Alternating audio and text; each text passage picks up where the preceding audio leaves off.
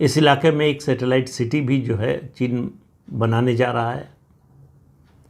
उसके अलावा कई डेवलपमेंट प्रोजेक्ट्स पर काम कर रहा है चीन, और बांग्लादेश को लग रहा है कि इसके जरिए भारत को घेर सकते हैं।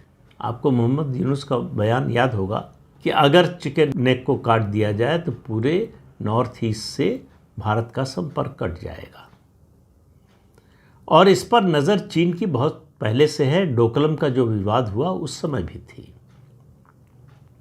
अल्टीमेट गोल चीन का वही है, और भारत का अल्टीमेट गोल क्या होना चाहिए मुझे मालूम नहीं। रणनीतिक क्षेत्र में ज़रूर इस पर चर्चा हुई होगी, विचार हुआ होगा, योजना भी बनी होगी, काम भी हो रहा होगा, लेकिन जब तक भारत, फिर कह रहा हूँ, पहले भी एक वीडियो में कहा था कि चटगांव पोर्ट पर कब्जा नहीं करता, तब तक ये चिकन नेक पर जो खतरा बना हुआ है, जो तलवार लटकती रहती है, वो तब तक जो है वो तलवार हटेगी नहीं। अब अजरबैजान और तुर्की भी जो है बहुत तेज़ी से सक्रिय हो गए हैं। वो भी बांग्लादेश में निवेश करना चाहते हैं, बांग्लादेश का सहयोग करना चाहते हैं।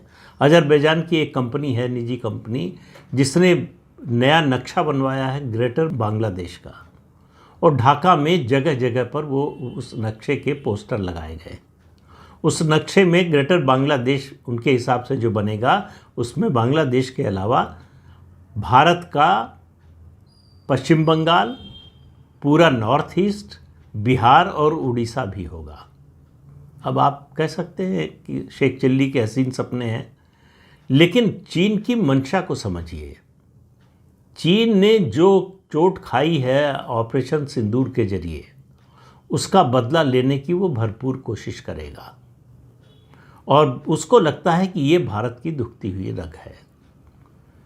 तो ये जो लाल मुनीर हाट एयरबेस है, इसको अगर रिवाइव करने में चीन और बांग्लादेश सफल हो जाते हैं तो ये भारत के लिए बहुत बड़ा खतरा हो जाएगा। मतलब उसके बिल्कुल उसकी सीमा पर खतरा आ जाएगा चीन का। तो चीन की नज़र अब जो है इस गलियारे पर है। उसको लगता है कि सबसे आसान उसके लिए यही होगा, और सबसे ज़्यादा चोट भारत को यहीं से पहुंचा सकता है। उसने डोकलम में करके देख लिया, उसकी नहीं चली। उसने लद्दाख में सीमा पर 4 साल तक फ़ौज आमने सामने खड़ी करके देख लिया, उसको समझ में आ गया। पाकिस्तान के खिलाफ हमने जो ऑपरेशन सिंदूर चलाया, उससे उसको समझ में आ गया कि भारत की एयरफोर्स, भारत की फ़ौज और भारत का जो रणनीतिक कौशल है, उसकी ताकत क्या है।